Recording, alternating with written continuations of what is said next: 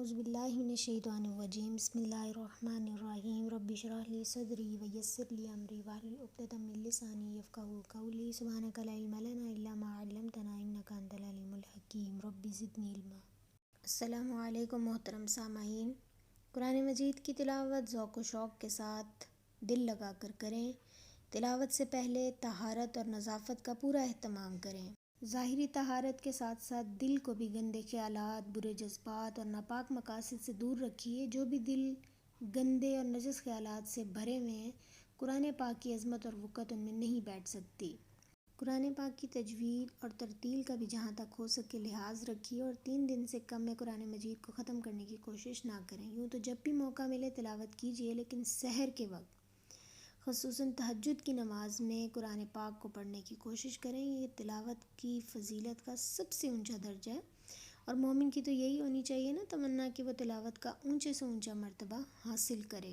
نہ ہی زیادہ زور سے پڑھیں اور نہ بالکل آہستہ، بلکہ درمیانی آواز سے پڑھیں، اور یہ سمجھ کر تلاوت کریں کہ روئے زمین پر اگر انسان کو کہیں سے ہدایت مل سکتی ہے تو صرف اسی کتاب سے، اور اس عزم سے تلاوت کریں کہ اس کتاب کے ذریعے سے اپنی زندگی کو بدلنا ہے، اور دوران تلاوت آیات سے اثر لینے کی بھی کوشش کریں۔ جب رحمت کی، مغفرت اور جنت کی لازوال نعمتوں کا ذکر ہو تو خوشی اور مسرت سے جھوم جائیں، اور اللہ کے غیظ و غضب کا ذکر آئے اور جہنم کی ہولناکی کا ذکر آئے تو اس کا اثر ہمارے جسم پہ ہمیں نظر آنا چاہیے، بالخصوص ہماری آنکھوں پر، کہ وہ بہہ پڑے اور ندامت کی کیفیت ہو۔ ساتھ ہی ساتھ دعا بھی کہ اللہ تعالیٰ ہمارے گناہوں کو معاف کر دے اور ہمیں نیکیاں کرنے کی توفیق دے، اور اس آگ سے بچائیں جس کا اللہ تعالیٰ ذکر فرما رہے ہیں، اور اس جنت کی طلب کریں جس کا اللہ تعالیٰ نے ہمیں بتایا کہ کس قدر لازوال نعمتیں ہیں۔ اللہ کے نبی صلی اللہ علیہ وآلہ وسلم نے بھی فرمایا کہ تم میں سے بہتر وہ ہے جو قرآن پڑھے اور پڑھائے۔ اللہ تعالیٰ ہمیں توفیق دے کہ ہم قرآن کی تعلیمات کو سمجھیں اور اس پر عمل کریں۔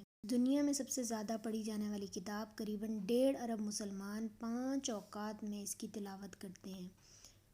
کبھی بھی تلاوت سے نہ اکتائیے۔ نبی صلی اللہ علیہ وآلہ وسلم نے فرمایا کہ اللہ تعالیٰ کا ارشاد ہے، حدیث قدسی ہے، جو بندہ قرآن پاک کی تلاوت میں اس قدر مشغول ہو کہ وہ مجھ سے دعا مانگنے کا موقع نہ پا سکے تو میں اس کو بغیر مانگے ہی مانگنے والوں سے زیادہ دوں گا۔